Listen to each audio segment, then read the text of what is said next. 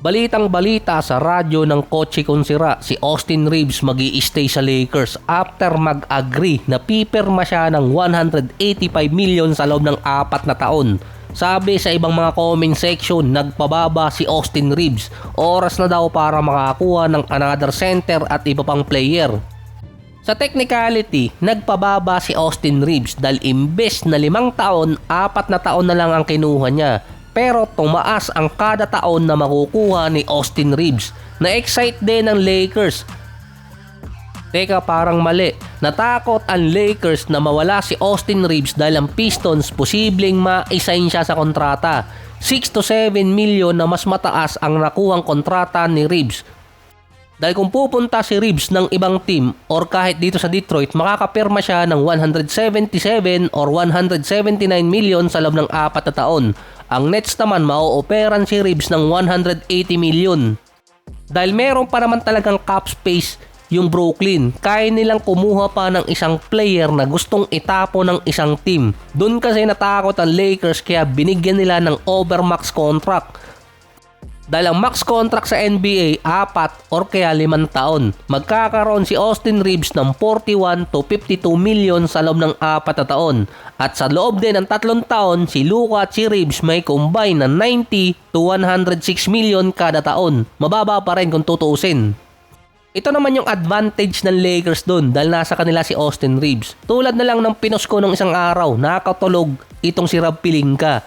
Nakaligtaan niya na makuha si Randle ng halos libre, si Nick Claxton na isang draft pick or kaya makasingit lang ng isang pillar. Dahil yun sa nangyaring trade sa Minnesota, Brooklyn at dito sa Bulls. Si Bobby Portis naman pwedeng salahin ng Lakers yung contract niya sa trade sa pagitan ng Miami at Bucks. Sabi sa comment section, pipirma si Reeves at si LeBron kaya wala na ang cap space. Doon kayo nagkakamali. Dahil si Larry Bird na ang bahala dyan. Katulad lang ng senaryo ng Philadelphia, yung sa Lakers. Kinuha dati ng Sixers si Paul George sa free agency. Mahigit 40 million ang kontrata. Merong pang Embiid na nasa mahigit 50 million. Kumuha din ng mga player pa yung Sixers. Huling pinapirma si Maxey. Dahil nasa Sixers ang full bird rights niya, pwedeng lumagpas ng cap space or salary cap itong si Maxey nun. Ganon din si Austin Reeves. Ang kontrata niya kasi pwedeng lumagpas ng salary cap kasi nga full bird rights exception si Reeves. In short, meron pa rin 45 to 52 million cap space or salary cap ang Lakers kahit nag-agree na si Austin Reeves. Pwede siyang huling papirmahin at hindi naka-apekto sa salary cap ng Lakers yung nakuha ni Reeves ayon sa nasusulat. Kasama pa doon si LeBron pwedeng papirmahin at pwedeng hindi rin maka-apekto sa salary cap yung kontrata makukuha ni LeBron. Kasama rin doon si Rui Hachimura dahil nasa Lakers ang bird rights nila. Parang ang sagwa. Kung makalusot man sa cap space ang Lakers, hindi sila makakalusot sa tax. Tatamaan talaga sila doon at malilimit ang makukuha nilang player dahil nga sa first tax apron pa lang meron na agad limit na pwedeng papirmahin. Yung meron mga kontrata na 14 to 16 million. So far, good deal pa rin naman yung nangyari sa Lakers ngayon na mariretain nila si Austin Reeves at makakakuha pa sila ng ibang player galing free agency. Pero sa ngayon, wala bang problema ang Lakers pagdating sa cap space at tax apron kahit pumirma si Austin Reeves. Kayang-kaya pa nila makuha itong si Walker Kessler, ang iniintay ni Rob Pelinka at ni JJ Redick. Wala stick din to si Rob Pelinka ng draft eh. Buti na lang pumayag yung Knicks sa naging trade nila eh. Sa dami na madadrop nitong si Rob Pelinka, yung pogi pa talaga at bata yung pinili. Si LeBron naman kinokonek sa Cavaliers na kapag ang Cleveland ay pumayag na makipag-sign and trade kay LeBron kapalit si Jarrett Allen, no-brainer na i-approve agad ng Lakers yung transaction. Kasama din kasi doon ang Miami Heat dahil nga nasa kanila na si Adebayo at si Uting Kongaupo, Antetokounmpo duo.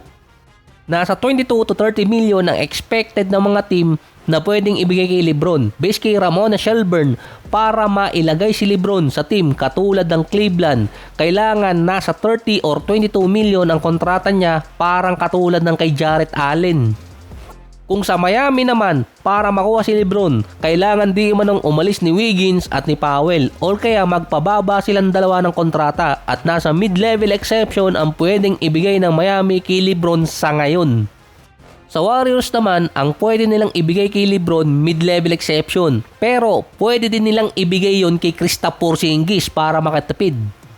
Sorry, nagbakals pa ako doon. In short, kung gustong pabalikin si LeBron sa Lakers or gusto niya mapunta sa ibang team, hindi na niya makukuha yung max contract na iniintay niya. Kailangan na niya ng totoong pay cut, hindi yung katulad dati na 1 million lang. Sa Warriors side naman, kahapon kasi sa draft, si Joe Lacob at Don Levy parang hindi nagkasundo sa naging pick nila. Inaasar pa ng iba mga fans na parang binigay lang ng Warriors ang best defensive player sa draft sa Thunder na meron na ngayong panapat kay Wembanyama. Hindi na alien ngayon ang nickname ni Wemby kundi Elbow Titan na. Base kasi sa report, bago pumatak ang oras ng Warriors para pumili, merong mga teams ang nakikipag-trade sa kanila. Nawalan sila ng oras para i-entertain ang mga trade inquiry. Dahil sila na ang pipili nun, ang nasa pre-pick nila or nilagay nilang pipiliin si Axel Lenderberg, si Dominican Lebron. Nung napili na ng Golden State si Axel, dun din nawala yung mga nag-i-inquire sa trade. Tawarin ako dito sa interview ni Axel dahil ang jersey number niya 23. Meron pa daw siyang isang number, yung number 3. Kaso alam nyo na kung kaninong number yun, baka masapak din siya ni Draymond. Hindi lang di umano kay Aday Mara ang rason kung bakit nagkasagutan si Joe Lacob at Don Levy, kundi dahil sa trade na nagkaroon ng delay. Sinasabi kasi sa report si Aday Mara ang gusto ni Joe Lacob na mahigit 7-footer at hindi pa sila nagkakasundo ni Steve Kerr.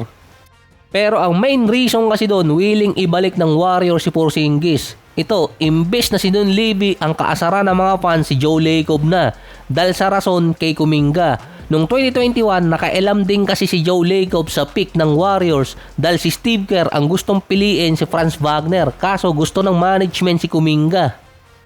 Wala na rin kasing oras di umano mag-develop ang Warriors dahil 2 to 3 years na lang si Steph bago mag-retire. Mas bata si Aday Mara na based naman sa ibang mga fans, kung galit si Joe Lacob sa pinili nila, malamang tama yung pinili ni Mike Dunleavy dahil nga sa history na nangyari sa mga napili ng Warriors dati pa.